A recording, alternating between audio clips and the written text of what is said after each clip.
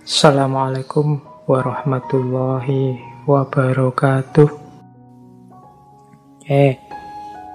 Ada lagi saya bawa konsepnya Taoisme. Taoisme punya konsep yang khas juga tentang penderitaan. Tahu melihat, itu saya bawa beberapa ayat dari kitab sucinya Taoisme.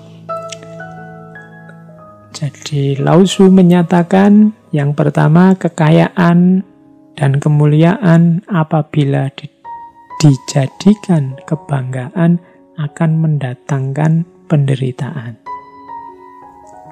Jadi kekayaan itu hasil kerja kita, kemuliaan itu posisi kita di tengah masyarakat karena perilaku kita. Kekayaan sifatnya materi, kemuliaan sifatnya non-materi.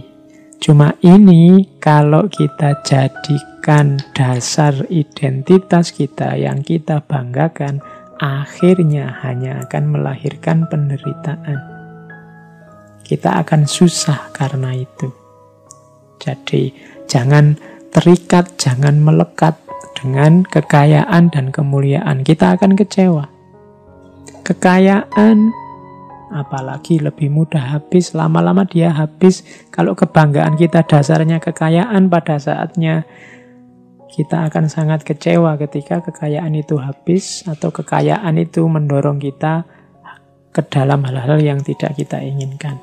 Kemuliaan juga begitu. Kemuliaan itu sangat tipis, bahkan kemuliaan itu kan posisi kita di tengah masyarakat. Dan masyarakat itu bisa mudah sekali mencabut kemuliaan yang kita sandang dalam persepsi mereka. Ada orang yang begitu alimnya puluhan tahun tapi melakukan sedikit kesalahan, satu saja kesalahan, kemudian hancurlah kemuliaan, hancurnya nama baik itu. Kalau dia hanya menggantungkan pada kekayaan dan kemuliaan, maka penderitaan yang dia rasakan akan luar biasa. Itu maksudnya tahu. Maka katanya tahu, seorang bijaksana setelah melakukan pahala bagi dunia lalu mengundurkan diri. Inilah justru yang sesuai dengan jalan tahu. Jadi menurut Taoisme, sudahlah, ayo lakukan kebaikan. Ayo melakukan hal-hal yang bermanfaat di dunia ini. Setelah itu tidak usah menuntut apa-apa, tidak usah membanggakan apa-apa. Inilah jalan tahu dan inilah yang aman. Kalau kita tidak menginginkan apa-apa, ya tidak akan dikecewakan oleh apa-apa. Bagaikan alam yang menciptakan segala benda dan isinya, tetapi tidak menganggap sebagai miliknya.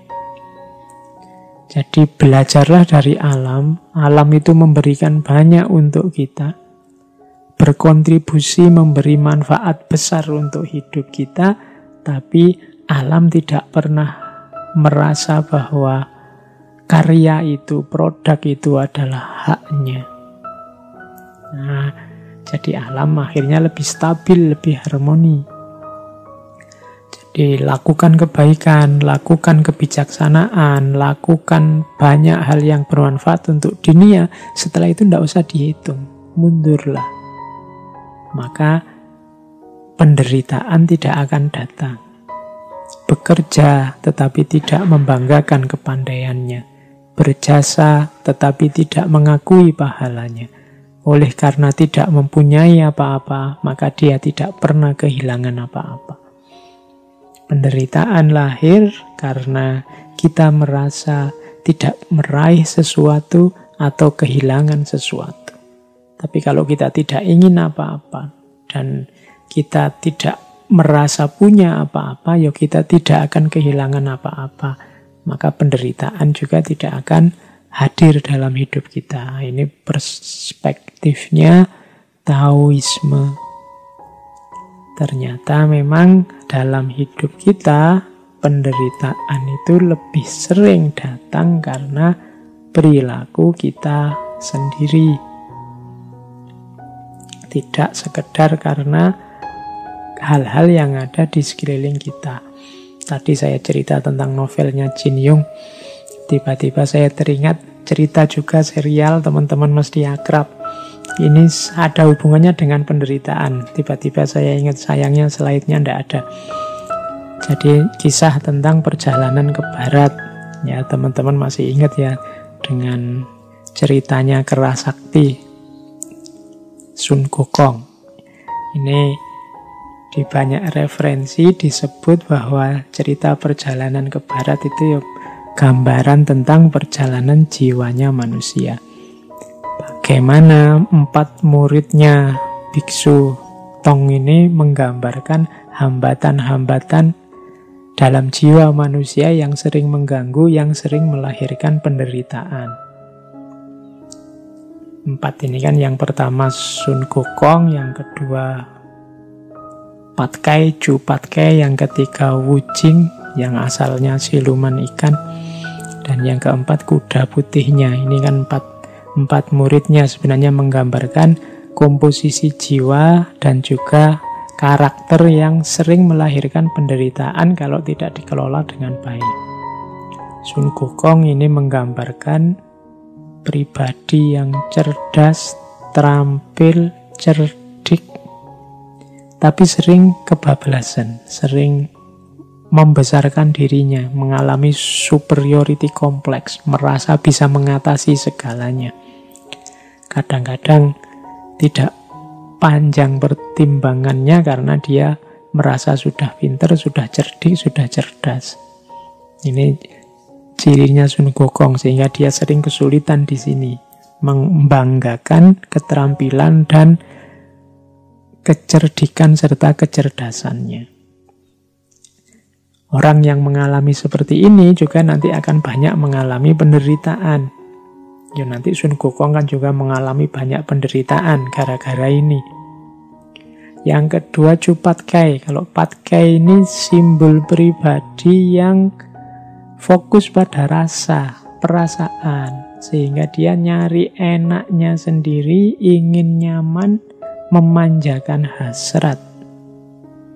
Akhirnya apa? Dia mendapat banyak penderitaan dari bapernya dia, dari kemalasannya dia, dari rasa ingin enaknya sendiri. Jadi teman-teman, mungkin ada yang tipe seperti Patkai ini, fokusnya pada perasaan, ingin enak, ingin nyaman.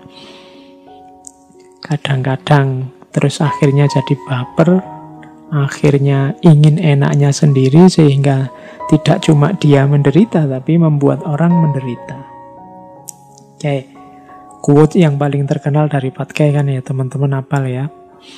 Begitulah cinta, deritanya tiada akhir. Dia banyak menderita karena perasaannya sendiri. Nah, itu ciri orang tipe ini. Ada tipe ketiga, Wu Jing. Wu Jing ini tipe pribadi yang patuh, kemudian sungguh-sungguh ingin menerjemahkan ideal-ideal, norma-norma, ajaran-ajaran dalam tindakan. Hanya saja tipe ini kalau tidak dikontrol juga sering melahirkan penderitaan.